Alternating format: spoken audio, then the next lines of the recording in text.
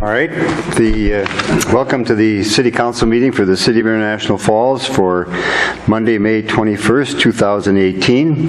This being 6:30 instead of the 4:30 where the council wasn't able to convene because of lack of a quorum. We now have a quorum to conduct the City Council meeting, so we will go forth with the meeting at this time. I would ask all present to please rise in pledge allegiance to the flag. I pledge allegiance to the flag of the United States of America, republic for which it stands, indivisible, justice for all. Thank you. I would ask the City Administrator to note the roll call with Councillor Keisha Pearson absent due to illness and Councillor Cynthia Jacksaw absent due to vacation. Move to the agenda, and we have both an addition and a deletion. The addition is to spell out some of the needs of the Dragon Boat Committee's use of the Pat Roach Landing. And then the deletion is item number 12 of the new business, and that's where we were going to consider a professional contract. We do not have all of the details at this time, is my understanding, and so that will be coming forth at a future meeting. Council's pleasure then with the agenda with the addition and deletions. I would move. Motion by Councillor Briggs. Second. Second by Councillor Droba to approve the agenda with both the addition and the deletion. Discussion on the motion or the agenda? Hearing none. Question? Aye. And I would vote yes. Motion is carried and agenda is approved with the addition and the deletion. Thank you. We'll move to the minutes of the May 7, 2018 City Council meeting. I would move on the minutes. Second. Motion by Councillor Droba, second by Councillor Briggs to approve the minutes of the May 7th, 2018 regular City Council meeting. Discussion on the motion or the minutes? Hearing none. Question? Aye. Aye. And I'll vote yes. Motion is carried. And the minutes are approved. Thank you.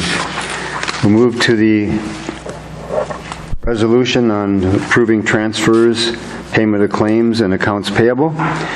First, transfers. We have to Fund Number 101 of the General Fund from the Water and Sewer Fund, a transfer of $9,951.67. To the Permanent Improvement Fund from the Water and Sewer Fund, $62,500. And to Fund Number 403, the Reserve for Capital Outlay from the Water and Sewer Fund, a transfer of $25,760.42. The accounts payable claims, City of International Falls has claims of $406,693.92. The Airport Commission claims $7,173.08. And Library Board claims of $6,975.04. And Economic Development Authority claims of $6,000. Your pleasure with the resolution approving the transfers and payment of claims. Move. Motion by Councillor Briggs. I'll second. Second by Councillor Droba. Discussion on the motion or the resolution? Hearing no discussion. Question? Aye. Aye. And I would vote aye. That would be all three in support, and the resolution is adopted and approving the payment of claims and the transfers. Thank you.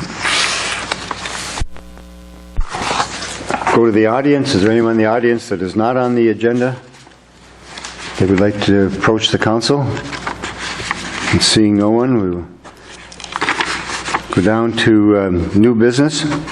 Item number 1 is to approve the mayoral proclamation observing Pride Week, July 9, 2018 to July 15, 2018. Mr. Judson.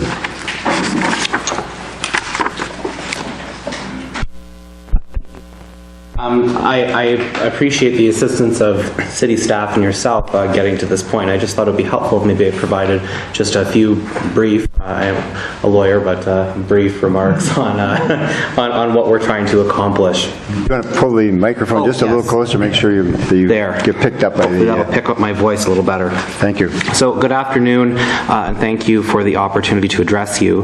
My name is Douglas Judson. I've lived here most of my life across the border. My partner Peter and I are both lawyers in Fort Francis. Excuse me. In my spare time, I serve as co-chair of Borderland Pride. Borderland Pride is the first LGBTQ2A Pride organization serving the communities of the Rainy River District and Couchiching County. LGBTQ2 is an acronym used to identify the lesbian, gay, bisexual, trans, queer, and two-spirit community. A is sometimes added to the end to include our straight allies. And while Pride is nothing new, Borderland Pride is a new organization, and it is early days for our work in the region. We launched our initiatives a year ago as a cross-border effort for two reasons. The first is to be responsive to the small size of our LGBTQ2 community and the sense of isolation that those small numbers can create for those people and youth in particular. And the second is to reflect our common understanding of human dignity for all people, regardless of not only their sexual orientation or gender identity, but also nationality, ethnicity, ability, or belief. So to that end, Pride is about building bridges between our communities and showcasing the places we live as welcoming, accepting, and inclusive places where diversity is celebrated. In smaller communities in particular, Pride is about signaling to LGBTQ2 young people that the organizations and authority figures and institutions around them care about them and accept them for the people that they are. And there's good reason for this too. For far too many LGBTQ2 youth, coming out can mean getting kicked out, and there are statistics on the number of homeless youth that identify as gay or lesbian that are quite staggering, as are the statistics of the numbers of LGBTQ2 young people who attempt or regrettably succeed in taking their own life. But Pride isn't just about a moral initiative either. As northern communities in economic and social transition, it's really important for us to assert an identity of welcome and acceptance and inclusion for queer people and their families and everyone else, to say that this place is or it can be your home, and we're a better place for your presence here and the diversity that you bring. Pride organizers are perhaps idealists. We're also realists too. And this being our first stab at offering a Pride Week, we're planning a small roster of activities for our Pride Week for the week of July 9th to 15th. These events will be family-oriented, they're open to all people, and we've modeled that program off of what has been done in communities of similar sizes. So we've been in close contact with Kenora and Dryden, Ontario, which are equivalent to the population size. Our Pride Week will culminate in a Passport to Pride March on July 14th, which is a Saturday. That will be a pedestrian march from International Falls to Fort Francis, ending with a flag-raising ceremony and some activities at the Rainy Lake Square. In doing so, this will become one of the first Pride marches that we are aware of, maybe the first, to cross an international border. We'll also be issuing Pride Packs to Main Street businesses on both sides of the border, inviting them to get in on the spirit and decorate their storefronts, which we often see done for special occasions. Other initiatives and events will be rolled out soon. So having positive signals of support from community leaders is important, and in 2018 it is expected, I think, of civic leaders when a community launches a Pride celebration. And so we very much welcome and appreciate that this proclamation is before you today. But it's also just a starting point, and it's a starting point in a journey that civic leaders need to be visibly part of to underscore that LGBTQ2 identities are a positive contribution to the diversity of their community. Now, while I've come to understand that this being the first time, there's no precedent for doing flag raisings within International Falls, nonetheless, we invite you to take part with us on July 14th, the start of our Pride March, where we hope to have a city official provide some remarks appropriate for the occasion, alongside any other special guests that choose to be there, and to be part of those festivities. That concludes what I'd prepared, and I don't want to take up too much of your time, being that we're already later in the evening. But if you have any questions, I can field them here, or you can email me at borderlandpride@gmail.com. Questions for Mr. Judson? Just a quick question. Were the hours firmed up yet? We'd sort of thought a 10 a.m. start time, probably with a bit of buffer time, depending for how many guests were there to sort of provide any remarks. So probably 10:30 before things really get underway.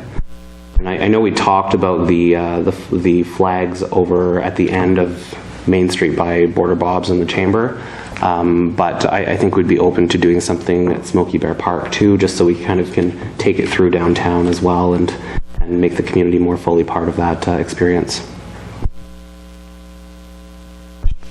Good. So just Councillor Droba. with the march or the walk, it's not going to actually close down the street. It would just be along the sidewalk. Is that? Exactly, yeah. Okay. We're just a pedestrian march.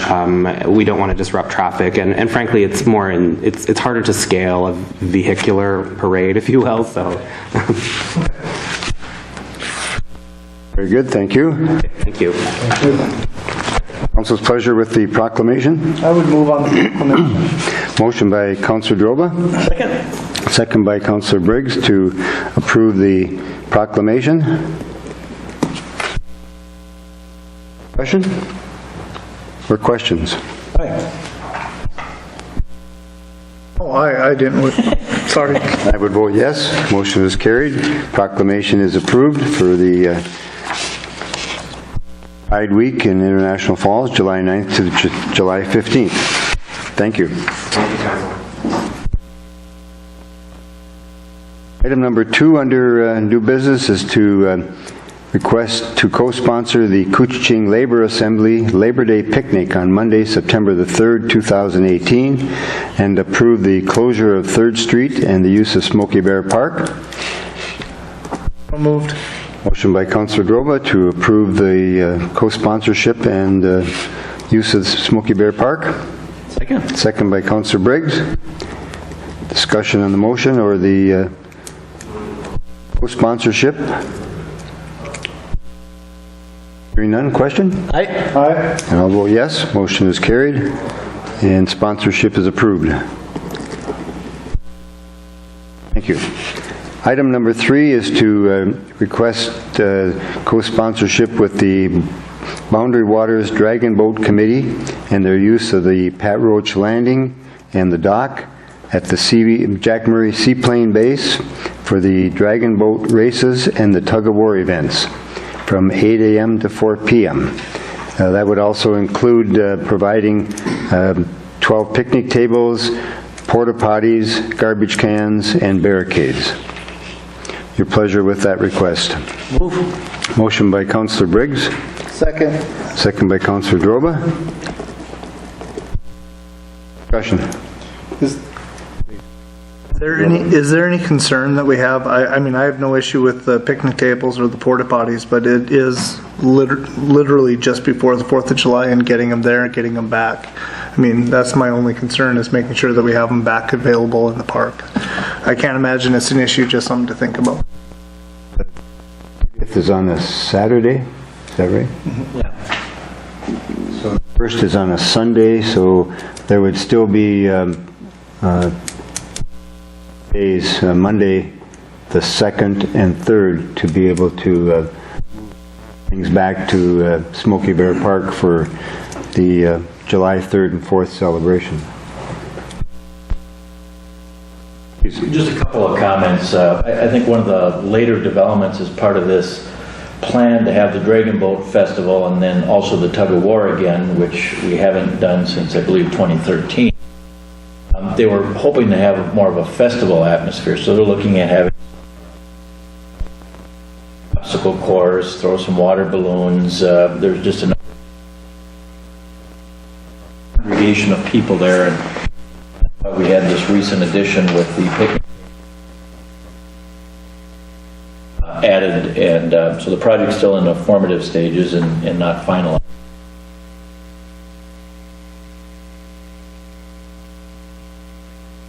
That they need for the. And the Bacchus Community Center is part of the, along with the Dragon Boat Committee, is part of the co-sponsoring organizations. Yes, it is. Further questions or discussion? Question? Aye. And I would vote aye, that being all three approving, so the request to co-sponsor and providing the necessary items for the Dragon Boat Races and Tug of War event are approved. Thank you. Item number 4 is to approve the license application of J.C.'s House of Fine Foods and Spirits, LLC, doing business as J.C.'s House, 1500 Highway 71, International Falls, Minnesota, for jukebox license, off-sale liquor license, on-sale liquor, restaurant, and Sunday liquor. The effective date of June 1st, 2018. Mr. Barnes. Just one correction, I will not have any off sale. Oh, there won't be any off-sale. No off sale. It's a question for me then. So we can eliminate the off-sale liquor Off-sale, license yep. application there. All right. Questions, or maybe you want to make a presentation, please. Yeah, I moved up here in 1997 and got a job at Thunderbird Lodge. I was there for 21 years, and they were in process of selling, so I wasn't too sure if I wanted to stay or not. So this Leonard's was for sale, I heard. So I was approached by an opportunity to buy it. So that's what the closing is, at 31st. So that's my next adventure, is to go in to buy Leonard's, and then I'm looking for a liquor license to get approved, so I can start my own restaurant. And I have 21 years experience. I'll be the back of the house manager. I'll have a front of the house manager. Her name is Chrissy Costley. We've been working together for 6 years at Thunderbird Lodge, and we work we work together like we just have a smooth, relationship. I mean, we work so well together, and she approached me, what do you think? I said, yes, we should go for this. And I said, yes, let's go. So that's where I'm at now. So I've got all my insurance lined up. I've been, for getting approved for a loan, and, I got all my menus lined up. And, I'm looking for, different items, looking for things that are healthier, or gluten-free, low carb. So I'm looking out for what's, interested in people that are, what's trends now, so that's what I'm looking at now. So I'm the first time we're in a restaurant, so I mean, this is something new to me. So, but I know the experience, so hopefully I can make it. So Ready to go. yeah, ready to go. Very good. So Questions? Just Councilor one Briggs. would be, are you going to run it pretty much like Leonard did so far as banquets and, Oh, yeah, and yeah, the I'll have chamber the events and things like that? yeah, I'll have the banquets in the bar and the dining room. Yep, all three. Yep. I was in the purchase agreement. So Similar hours to what the Leonard's restaurant has pretty been? much so. Yeah, we're open 7 days a week, Sundays included, and then we're open for breakfast. Pretty much the same hours, maybe a little later on Sundays than others. So. All right, further questions? Move forward. Okay, motion by Councilor Briggs to approve the licenses for the jukebox, on-sale liquor, restaurant, and Sunday liquor. I'll second. Second by Councilor Droba. Further discussion. Councilor Droba. I would just like to say congratulations and good thank you, luck. Robert. It's a heck of a endeavor, and Yeah. I wish you nothing but the best moving forward. Thank you. Yeah, I know the cookie part of it, but now it's the books, it's all the insurances, and so that's what I'm got to concentrate on. Make sure. And any issues anything that comes up through your business, I mean, definitely look at Kita and the SB. Yeah, that's what. Yeah, They'll someone definitely mentioned- help you with some of the Joanne. things that. Yeah, Joanne's been helping us a lot. Oh, Joanne Smith at the small Yes. business? Yeah, she helped us out. We're looking for places for loans, so I'm getting my loan from the Border State Bank, and then insurance will be through Borderland Insurance. I've been talking to Tammy, and I got quotes from Cindy from True Insure, and then also Tim Anderson. I also got quotes from him. So, yep. So I've been looking around. I've been looking. So, and I went to Wells Fargo. I went to True Star, and then Border State accepted me. Well, we're in the process right now for the closing date of the 31st. So I have no doubt you're going to do an amazing job. I just offer that as an opportunity because when people are really good at what they do, which you are as a cook, as a chef, and running the menus and everything that you're doing, it's sometimes the other side of the business that you don't have a huge grasp on, and that's where you have to rely on other people. So I look forward to your success. Oh, thank you, Harley. Yeah, thank you. Well, and certainly echoing what Councillor Briggs said, we need a facility and the type of service that Leonard has offered and that you are going to continue. Yes, I will definitely. Our community needs that very, very much. I've been in this business for 23 years, and Chrissy Costley's been in it for 25 years, so we know the ins and outs, you might say, and what people expect. That's, when customers come first, and they want quality food, quality service, and that's what we're here for. Perfect. Further discussions or questions with regard to the application for licenses? Hearing none, question. Aye. Excuse me, I would vote yes. Motion is carried and application for licenses is approved. All right, thank you. Thank you. Have a good night. Congratulations and good luck. Thank you.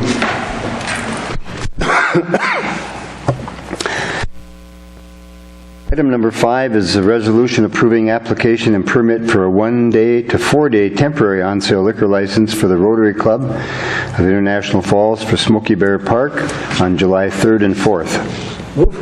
Motion by Councillor Briggs to approve. Second. Second by Councillor Droba. Discussion? Question? Aye. And I'll vote yes. Motion is carried and resolution is adopted, approving the application and the permit.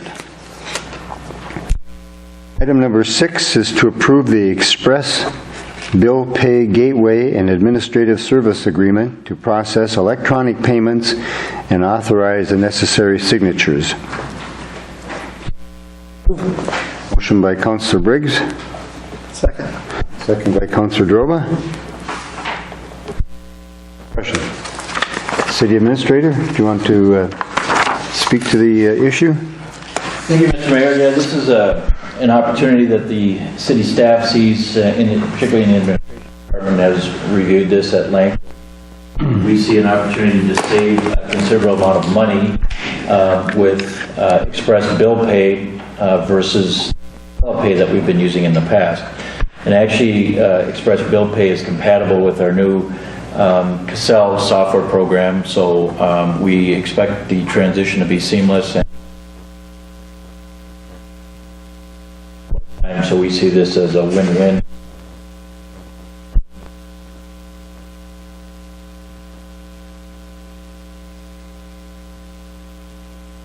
All right.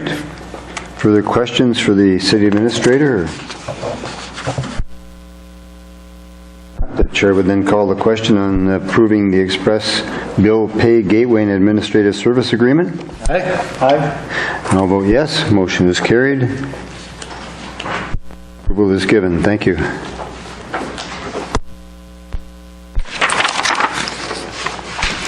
Item number 7 is to approve the roadway easement between the City of International Falls and Chase Jones and authorize necessary signatures. City Attorney. Thank you, Mr. Mayor, Council. I spoke with Gary Skolman this afternoon, and he brought me gave me some background on this. And a number of years ago, he said the city granted an easement to Mopus when they owned this property. And it's since gone through several hands, and now Chase Jones is in the process of building a home back there and wants to continue using the roadway. And the company that he's getting his financing from requested that the easement be described more particularly and confined is the term that they use legally. So that was done, and at the suggestion of Mr. Anderson, Ken Anderson, city administrator, we added some language, and there's some changes from what was in the packet to what was handed out here before the meeting. Some of them were just kind of small housekeeping matters. The significant changes from the standpoint of the city would be right at the end of the document. We include some obligations on the grantee that they assume full responsibility for all maintenance and I mean, it's already there, so I don't know if there'll be construction, but if over the years they want things done, snow plowing, just makes clear that the city has no obligations in those areas. And then also there's an indemnification clause that they hold the city harmless in the event somebody should get hurt on the road. Somebody sues us, they need to come in. Mr. Jones would need to come in, or his successor in interest, and defend the city for that. So we're basically just kind of fine-tuning something that was done a number of years ago. So I would recommend that this be approved. Thank you. Is there a way to identify this document as the one that we should use? Well, in addition to calling for the city signature, it also requires a signature of Chase Jones. The one that was in the packet, the grantee was not signing or agreeing to anything. It was just the name of the city. So this one includes obligations going both ways. Thank you. Council's pleasure then with the granting of the easement? I would move forward with the easement that was provided by the city attorney. Motion by Councillor Droba. Second. Second by Councillor Briggs to approve the roadway easement between the City of International Falls and Chase Jones, authorizing the necessary signatures, and that the document that will be used has a requirement for both parties to sign. It's been approved by the city attorney. Further discussion? Question? Aye. I would vote yes. Motion is carried and easement is approved. Thank you.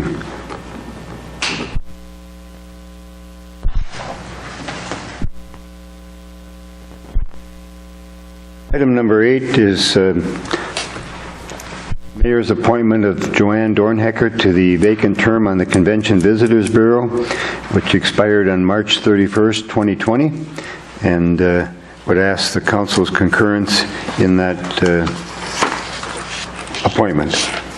So moved.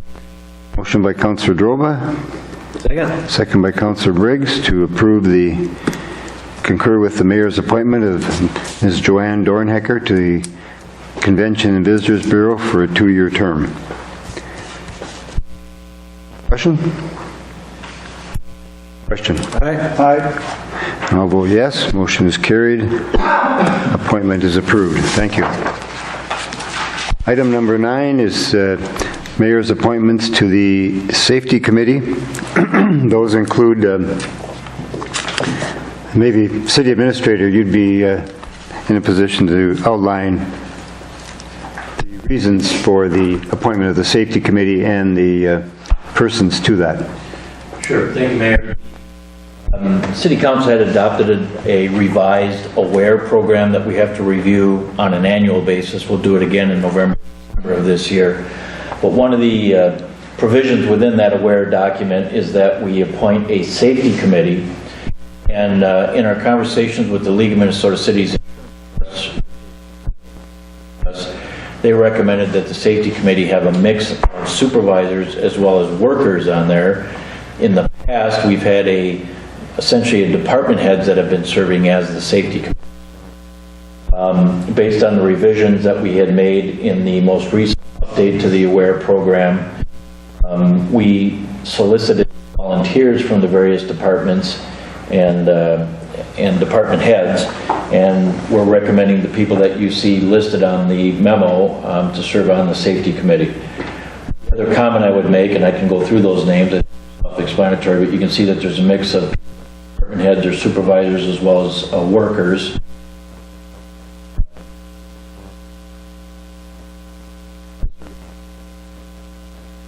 opportunity to offer suggestions for new initiatives to try and promote safety and perhaps changes in work procedures that can. We have a combination. One of the other things that the AWARE policy included was that the sewer district could have employees serving.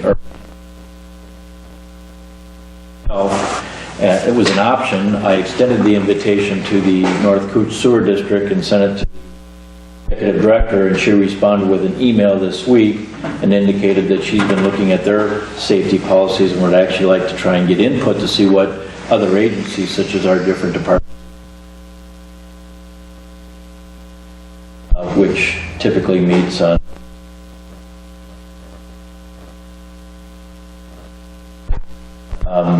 and they'll also have their employees participating in our various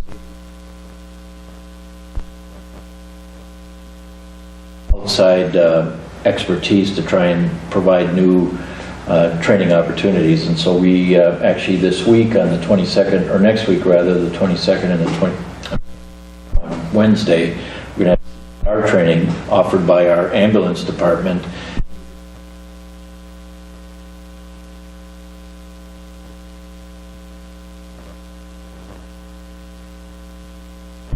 Having their employees participate with us. Very good. Would be pleased to read those names. Kelly Myers, who is the safety coordinator for the city. Lisa Riggs from administration. Gary Skolman from engineering. Chief Adam Manassa of the Fire and Ambulance Department. Nathan Myers, paramedic with the Fire and Ambulance Department. Captain Tom Lynch of the Police Department, Ryan Hilfer from the Street and Water Department, Ted Brokaw, the Superintendent of the Street and Water Department, Harold Scholler, the Water Filtration Plant, and as City Administrator pointed out, Cindy Strand from the North Cooch Area Sanitary District Executive Director. Council's pleasure then with the appointments. Motion by Councillor Briggs to approve. Second. Second by Councillor Droba. Discussion on the motion or the appointments? Hearing none, question? Aye. I'll vote yes. Motion is carried. Appointments are approved. Thank you. Item number 10 is the Charter Commission recommendations of May 15, 2018. And this would be the first reading of the ordinance approving those charter amendments. I don't know if everyone got a copy of the state statute. Not everybody did. I know I gave one to the city attorney. And the state statute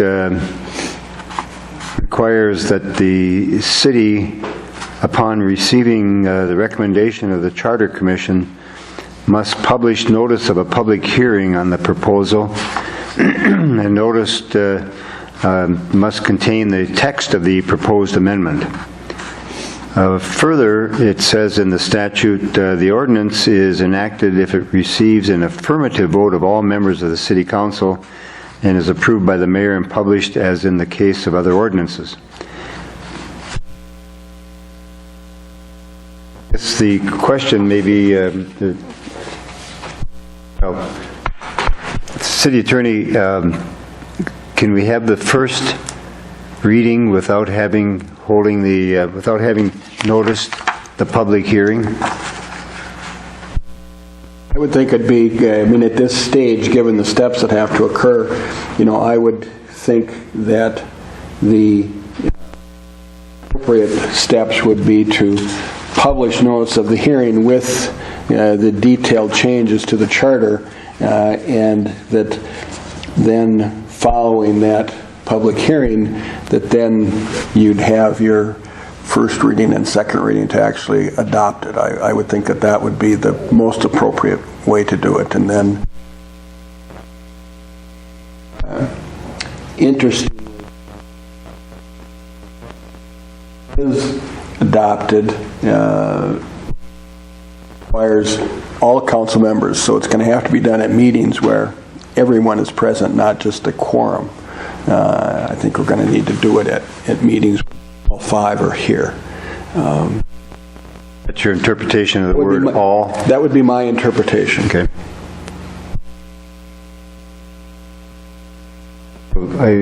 City Administrator, Mr. Mayor, I would just offer, I believe in my reading of the statute that the public hearing notice requirements was, published notice was at least 10 days, is that, and not more than 30? in 1 month of receiving a recommendation to amend the charter by ordinance, the city must publish. So it just says within 1 month. So within 30 days of receiving it, which was May 15th that we received it. Maybe action to approve, that's correct.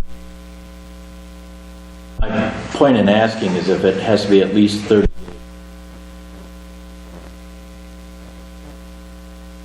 And we could not meet on the 4th because that would be the 10th.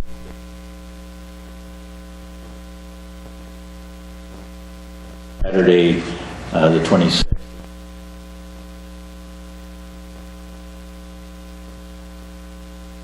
Second meeting in June, have a second reading and final adoption at the meeting.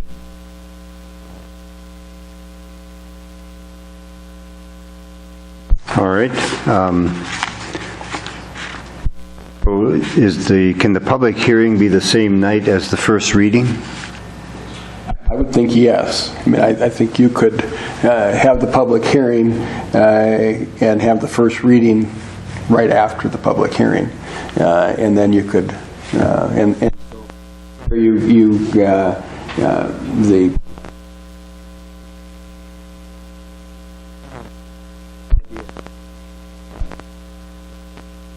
two weeks, but not more than a month. So you've got a 2-week window to hold your public hearing. But I would say the first reading could be the same date, just following the public hearing. We were to schedule it for June 4 meeting.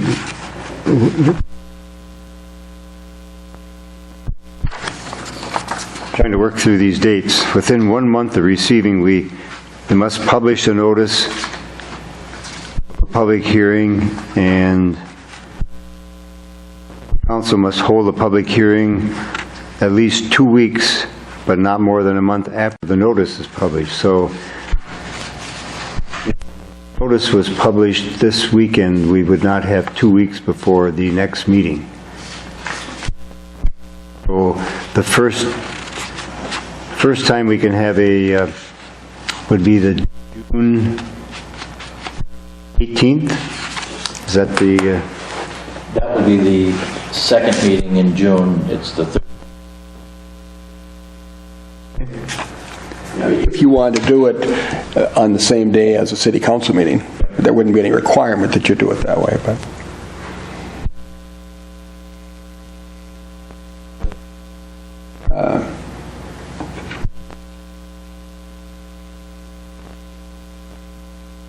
to publish the notice, so basically you'd want to publish it anytime within the next 25 days when you would publish it and describe it, and then you'd have your hearing after that. So the 18th would probably fall into that time frame pretty well. Within the month of following the... You'd have it published, so that the 18th falls within that 2-week window. And so if you publish it, publish it sometime during that first week in June, or the last week in May, then you could hold it on the 18th, hold the public hearing and the first reading. Second reading could be the... I think most of the charter changes that the Charter Commission has come up with are fairly reasonable, and I don't think that there is any that are going to be of debate or discussion. Mr. Mayor, I would agree with that. I did go through with the charter and looked before the meeting today at each section, and they're mostly housekeeping kind of things, and some of them due to the fact that Gary Skolman's not an engineer, and so we're kind of tweaking the title and how that works. And then I think probably a number of things that, Ken came up with would have to do with gender I know there are a number of other changes, many of which are more substantive than what's here, that have been discussed, but they're really not a part of this. And so I think that there's more coming down the road, but this is a good start. And there's nothing in here that I would find in any way objectionable from a legal standpoint. I'm wondering if we might schedule the public hearing for 4 p.m. or 4:15 p.m. the day of the city council meeting. Yeah, I don't think it would. I don't think it would take very long. Council meeting under public hearing? I don't know if we can schedule during the meeting. I think it'd be I'd best. suggest doing it at a different time. So I would think if you did it, say, at 4 o'clock on June 18th, that would work just fine. Council's pleasure. Or posting in the newspaper of a public hearing on the second council meeting of the month at 4:15. We have a motion by Councilor Droba to have the public hearing regarding the Charter Commission changes that have been recommended for June 18, 2018 at 4:15 p.m. Second. Second by Councilor Briggs. Further questions or discussion?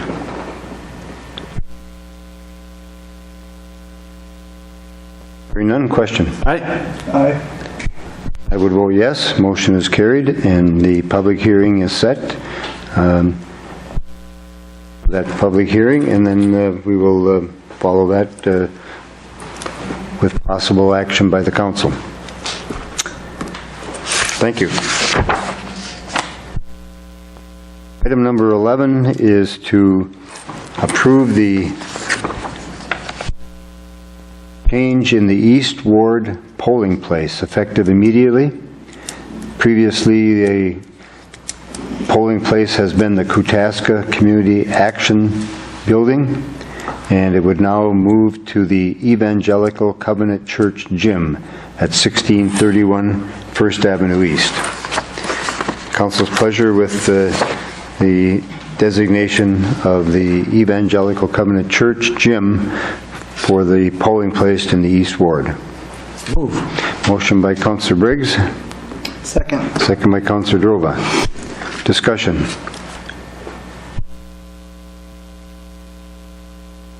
None? Question. Aye. Aye. I would vote yes. Motion is carried, and the East Ward polling change to the Evangelical Covenant Church Gym is approved. Thank you. Mayor, if I could add a point for information, my understanding of the state law is there's a requirement that the city notify everybody in the East Ward of the changing polling place.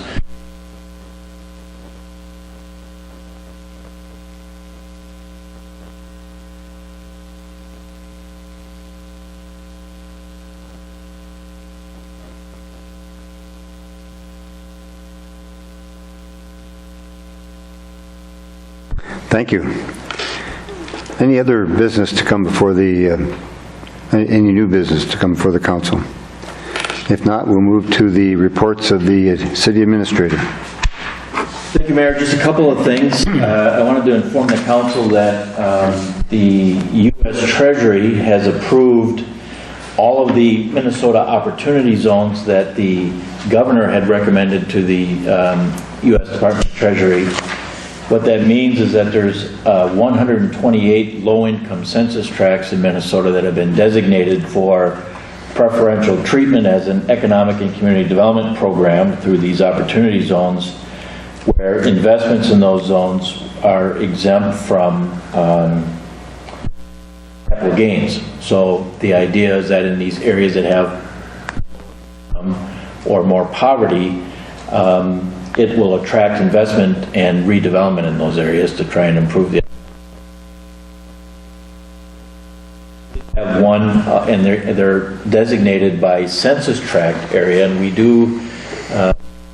County submitted 3 different census tracts. The one that was approved by or recommended by the governor is a one within the city of International Falls, and it essentially encompasses the area south of 15th Street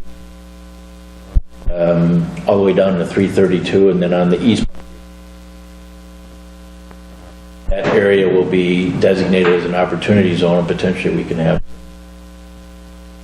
economic development investment in that area in future. Information just came out late last week, so I wanted the council to be aware of that. Also, today the 6th grade class from the high school had done a stencil project, and they stenciled all the catch basins in areas around the high school. We did this with the 6th graders last year, so there was about 3 different groups of 25 6th graders in each group going. Other school superintendent, Soil and Water Conservation District did it, and I believe next Thursday they'll be doing it in Fort Francis, so we're covering both sides of the river and trying to focus on the fact that anything that goes into a storm sewer catch basin eventually ends up in the river. If you want to maintain a good, high quality water in the river, you want to try.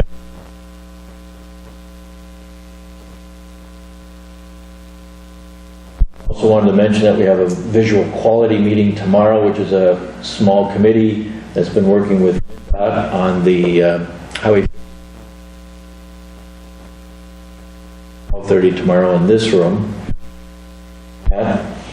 And I've had some conversations with the business representatives. I'll be meeting with them tomorrow morning, and they're hoping to schedule a vote of their bargaining unit perhaps sometime middle of next week.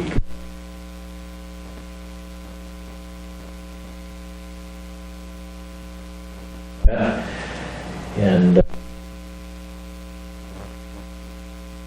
training for our staff, and we try to certify all of our staff in CPR, and that'll be morning and afternoon sections the next 2 days. Questions for the city administrator? Thank you. City attorney? Mayor, Council, I've had some discussions with Matt Donahue to tie that whole project together as requested by the committee, and I think we have a general understanding. He's in the process this week of returning from his winter home in Arizona, and said he would contact me when he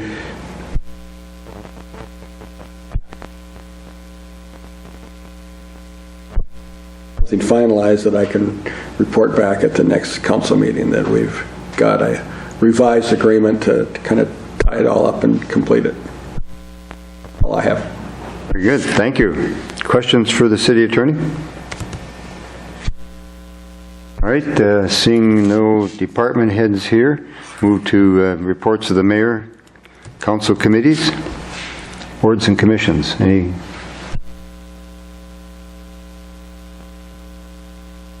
Maybe as far as committees go, council committees, we have we're going to be having a discussion on the inflow and infiltration and information that we've received from the North Kuching Area Sanitary District on Thursday at 1 o'clock. Good. All right. Nothing further there. We'll go to the audience. No one here in the audience to speak, so we will move Got to... a beautiful young lady in the back. Yes, yeah.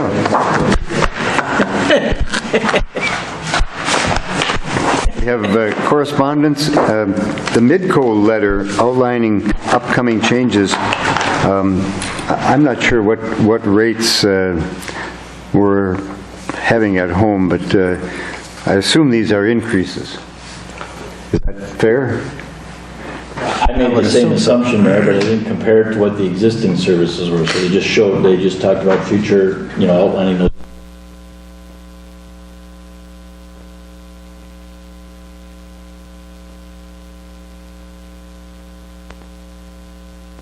All right. And then there's a couple of meetings with regard to streets in International Falls, and that's the, that doesn't include the County Road 24 is 2nd Avenue East, but this only includes the area that's the Van Linn Road? Okay, so it doesn't pertain to the sidewalk issue on 2nd Avenue East? No. Okay. Not the letter I received. All right. Okay. You received the letter? Okay. It's ending the Van Linn Road, so it goes around just a few years back. And then also back to putting an overpass on the Van Linn Road. Right. We want to do the road extension first, and I think that was a $5 or $6 million project, and the overpass is a $4 or $5 million project. Separate ones, by the way they outlined it in the letter. Mayor, I wanted to provide a copy of that letter to the council because if any of your constituents have questions, I wanted you to be aware of the public information meeting as well as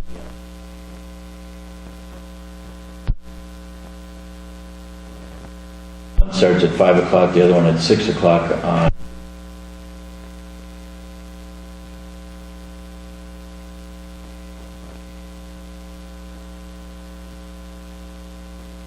Good. Thank you. Maybe going back to committees for just a minute, I would like to bring to your attention that the City Beach Committee met and that the Recreation Director, Bill Mason, will have lifeguards at the beach on June 4.